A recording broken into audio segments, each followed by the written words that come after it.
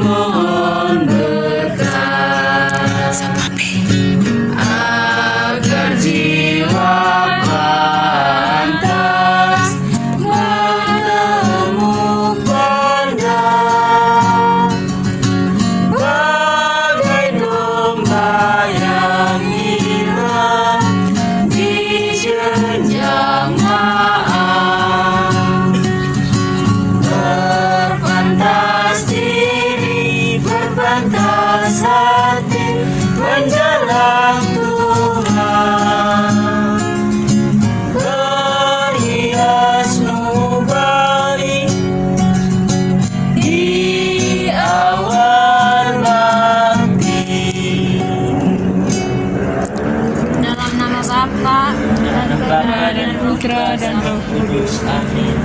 Marilah kita berdoa. Allah Bapa yang Maha Baik, kami berhimpun untuk berkatekese bersama. Kami mohon bimbingan-Mu agar kegiatan katekese kami ini agar mampu melihat dengan cermat berbagai persoalan pangan dan gizi dalam perjalanan hidup kami. Semoga kami dapat membangun tata kelola pangan dan gizi yang baik dalam mendukung keberlanjutan hidup kami yang sehat dan sejahtera. Demi Kristus Tuhan kami. Amin.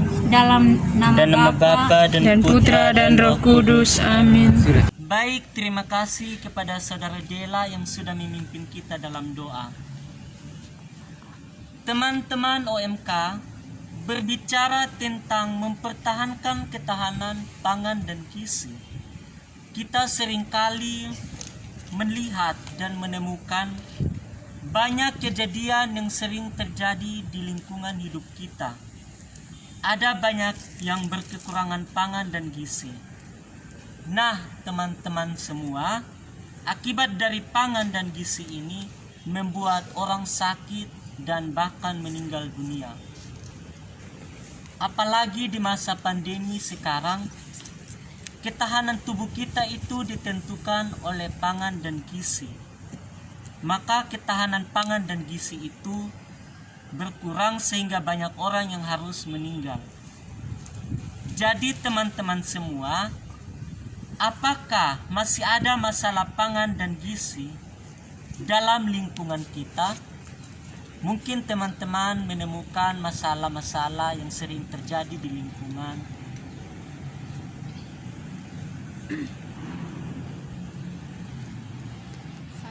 Oke, baik, terima kasih.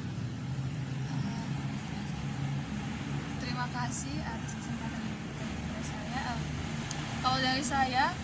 Kalau dari saya di lingkungan saya ada anak-anak kos. Kita semua tahu kalau anak-anak kos berarti anak-anak rantau.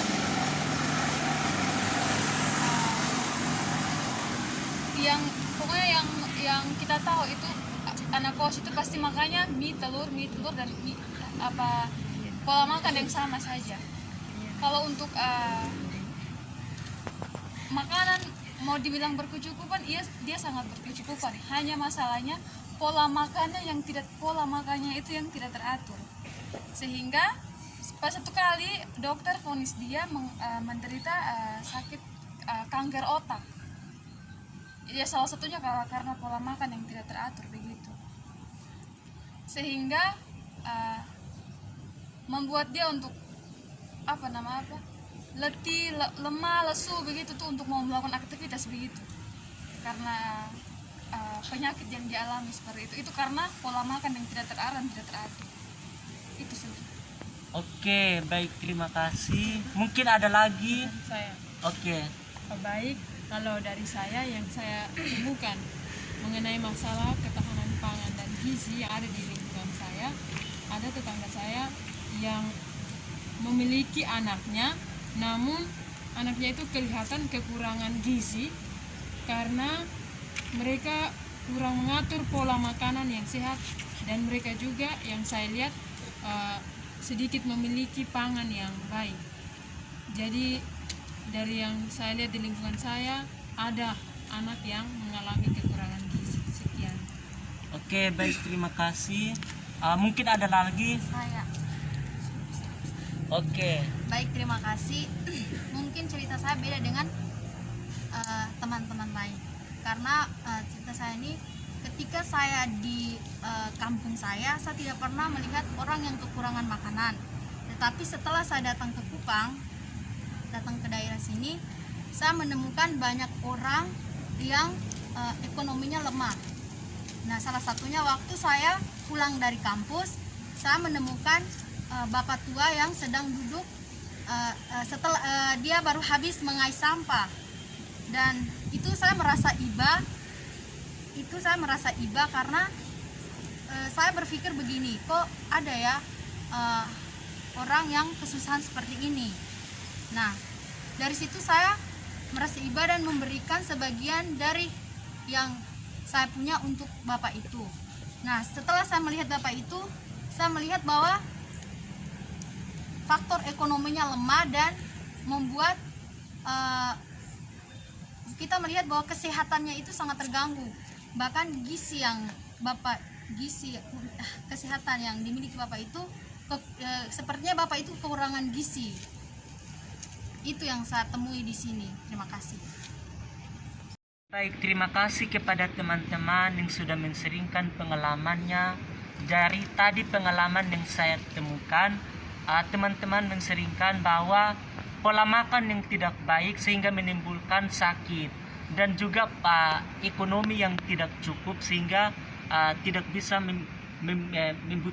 memiliki atau membeli pangan itu sendiri.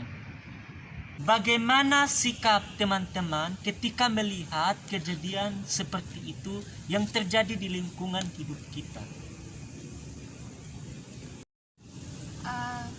Sikap yang saya ambil waktu saya melihat kejadian seperti itu, yang pertama saya dengan kakak melakukan pendekatan, artinya pendekatan pribadi dengan teman itu. Waktu divonis sakit, saya dan kakak temani dia untuk pergi ke rumah sakit. Pokoknya sering dengan berjalan waktu, akhirnya dia sembuh tapi belum sembuh total. Akhirnya bawa datang dan kami membawa dia untuk tidur di rumah kami. Selayaknya kami yang urus begitu. Jadi setelah mengurus dia beberapa hari kemudian, saya dan kakak melakukan pendekatan itu dengan memberi nasihat seperti itu. Untuk makan, pola makan itu harus teratur. Jangan makannya yang seperti mie, telur, dia makan ya, kebanyakan dia makan yang instan, itu mie.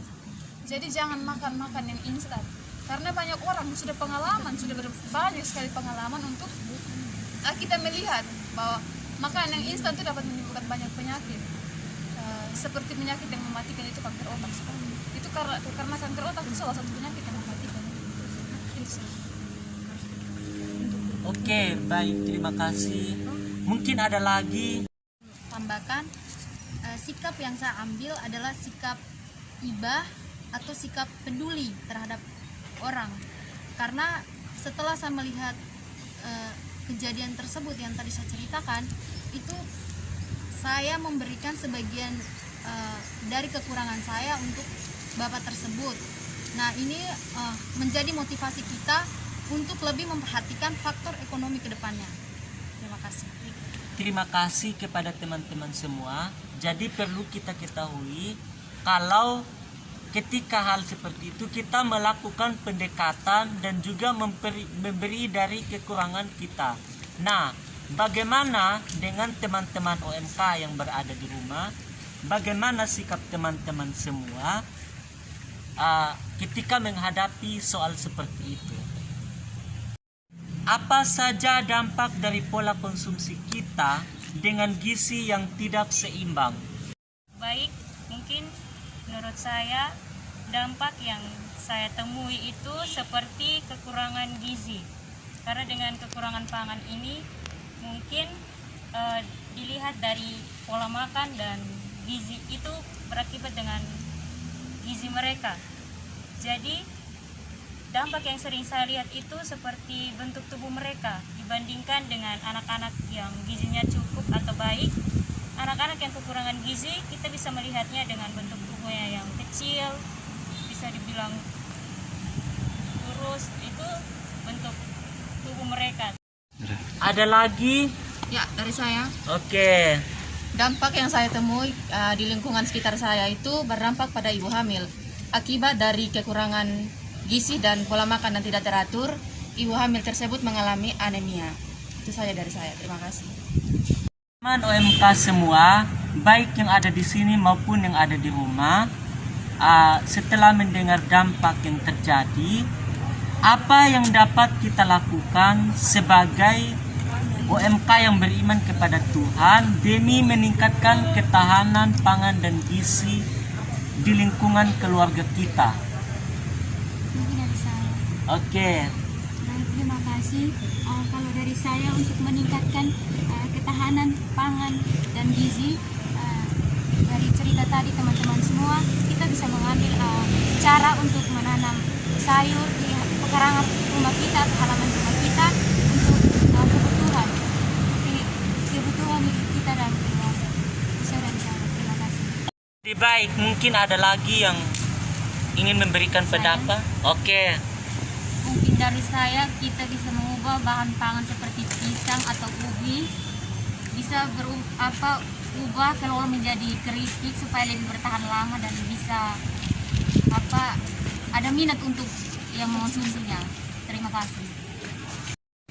Baik, dari pengalaman atau sharing yang sudah disampaikan teman-teman semua, bahwa kekurangan gizi dan pangan itu terjadi dari pola makan dan juga kekurangan uang sehingga menimbulkan pangan dan gizi.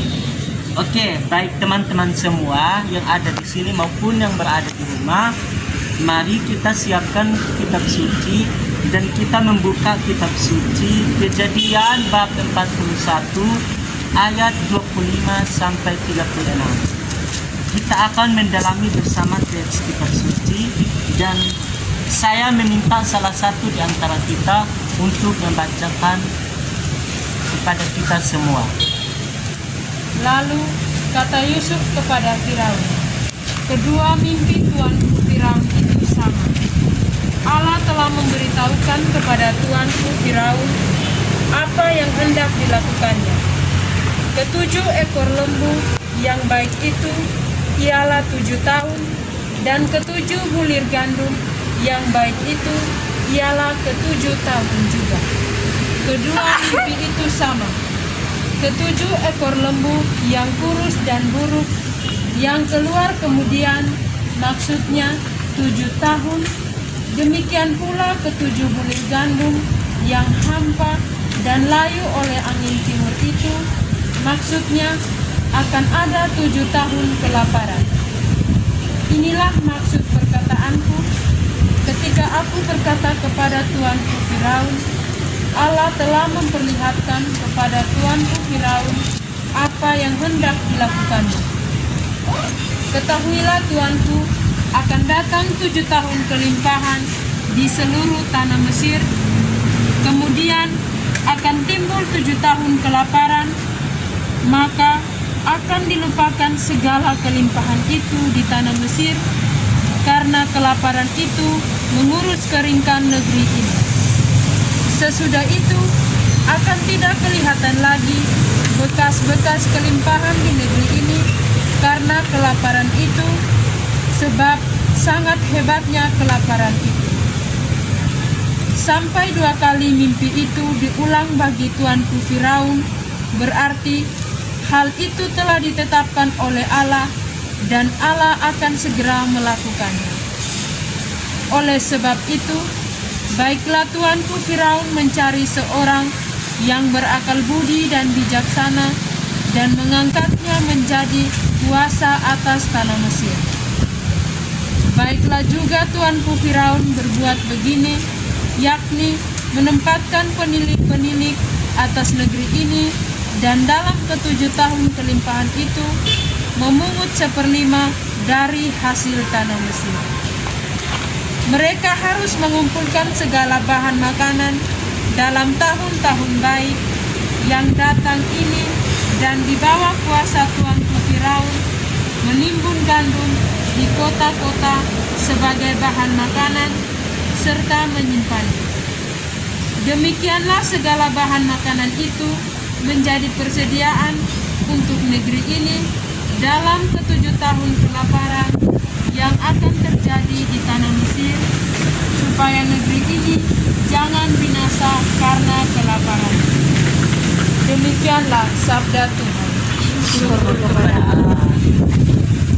Baik, terima kasih kepada saudari Christine yang sudah membacakan kita semua. Maka ada pertanyaan. Yang pertama, apa yang diceritakan dalam perikop kejadian tadi? Saya yang diceritakan dalam perikop tadi, Yusuf menafsirkan mimpi Firaun bahwa akan terjadi 7 tahun kelaparan dan kelimpahan. Maka dari itu Yusuf menyuruh Firaun untuk mencari orang yang dapat menyusun strategi agar ketika ada kelaparan dan ketika datangnya 7 tahun kelaparan dan kelimpahan, mereka dapat menyusun strategi sehingga bila terjadi kelaparan mereka sudah ada bahan makanan yang dapat menunjang hidup mereka. Sekian. Oke, terima kasih. Pertanyaan yang kedua, apa sikap dan tindakan Firaun setelah mendengar penjelasan Yusuf? Saya, Firaun mengangkat Yusuf untuk menyusun strategi dan juga menjaga ketahanan pangan dengan hikmat yang diberikan oleh Tuhan. Terima kasih atas jawabannya. Pertanyaan yang ketiga, apa pesan teks ini untuk kita? Saya Oke. dari kitab suci, Tuhan menganugerahkan hikmat dan kemampuan bagi manusia untuk mengolah potensi sumber daya alam dan sumber daya manusia. Sekian. Oke, baik, terima kasih. Pertanyaan yang berikut, bagaimana sikap kita untuk ikut mendukung ketahanan pangan dan gizi? Perlu dibangun komunikasi dan kerjasama antara semua pihak demi membangun ketahanan pangan dan gizi masyarakat. Baik, kita sudah menjawab semua pertanyaan-pertanyaannya. Maka pesan untuk kita di sini, untuk teman-teman OMK yang ada di sini maupun yang ada di rumah, bahwa Tuhan menganugerahkan hikmat dan kemampuan bagi manusia untuk mengelola potensi sumber daya maupun sumber daya manusia. Dari itu, marilah kita satukan semua doa dan harapan kita ini kepada Tuhan. Mohon perlindungan Allah pada masa pandemi. Ya Allah Bapa, kami mohon kepadamu, akhirilah wabah yang mengerikan ini, yang mengancam semua bangsa di dunia ini. Sembuhkanlah semua saudara-saudari kami yang sakit karena wabah ini. Berkatilah dan bantulah dan ilhamilah kami semua dan mereka yang ada di sekeliling kami. Marilah kita mohon Kabulkanlah doa kami ya Tuhan. bagi orang-orang yang kelaparan. Ya Allah Bapa yang ada di dalam surga, kiranya Engkau memperhatikan orang-orang yang sedang berkesusahan dalam mendapatkan makanan dan minuman. Kiranya Engkau selalu memberikan kekuatan dan kesehatan jasmani dan rohani agar mampu menghadapi setiap tantangan yang mereka hadapi. Berilah mereka berkati agar mereka boleh menikmati semua kecukupan dari-Mu. Marilah kita mohon Kabulkanlah doa kami ya Tuhan. bagi anak-anak yang terlantar. Ya Allah Bapa, semoga anak-anak yang terlantar di luar sana boleh mendapatkan tempat untuk kenyamanan dan bisa melewati setiap tantangan dengan kesabaran. Semoga mereka juga bisa mendapatkan berkat dan bantuan-bantuan dari orang-orang yang berbelas kasih dan berhati mulia, agar mereka boleh merasakan kasih Tuhan yang sesungguhnya. Marilah kita mohon. Kabulkanlah doa kami ya Tuhan. Marilah kita semua satukan doa kita dengan doa yang diajarkan oleh Yesus kepada kita. Bapa kami Yang ada di surga, dimuliakanlah namamu, datanglah kerajaanmu, jadilah kehendak-Mu di atas bumi seperti di dalam surga. Berilah kami rezeki pada hari ini, ampunilah kesalahan kami, seperti kami pun mengampuni yang bersalah kepada kami. Dan janganlah masukkan kami ke dalam pencobaan, tapi bebaskanlah kami dari yang jahat. Amin. OMK yang berada di sini maupun yang berada di rumah, mari kita semua memikirkan aksi nyata kita yang harus kita buat sebagai bukti dan tindakan nyata kita. Maka saya tanya kepada teman-teman semua, apa yang kita buat? Kalau dari saya, kita mengumpulkan uang, maksudnya apa yang lebih dari kita kumpulkan sama-sama untuk beli sembako begitu, lalu kita membagikannya ke teman-teman di panti asuhan, karena menyangkut temanya kan mempertahankan pangan dan gizi. Dari saya itu saja, terima kasih. Siapa lagi? Oke. Mau kasih usul, kalau menurut saya yang harus kita buat itu kita memanfaatkan lahan kosong yang ada di rumah, kita tanam seperti sayur begitu yang bebas dari bahan-bahan kimia. Teman-teman semua, baik yang ada di sini maupun yang ada di rumah, mari kita menutup semua katekesi kita ini dengan doa. Ya Bapa yang Maha Kuasa dan Maha Pencipta alam semesta, kami bersyukur atas anugerah tangan yang beraneka ragam dalam hidup kami. Engkau terus memelihara kami dengan makan dan minuman yang selalu tersedia. Kami mohon, bantulah kami agar kami mampu membangun tata kelola pangan dan gizi demi menunjang kehidupan kami yang sehat dan sejahtera. Semoga kami tidak serakah, tetapi selalu rela berbagi pangan dengan semua orang, terutama mereka yang berkekurangan. Doa ini kami sampaikan kepadamu lewat perantara Kristus Tuhan kami. Amin. Dalam nama Bapa dan Putra dan Roh Kudus. Amin. Lagu Mada Bakti nomor 376. Rasa damai dalam hati datang dari Tuhan, maka Tuhan ditemukan dalam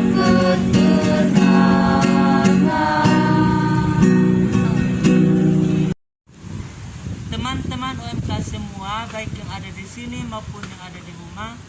Dengan ini katekese kita pada minggu yang kedua sampai di sini. Terima kasih, selamat siang. Selamat siang.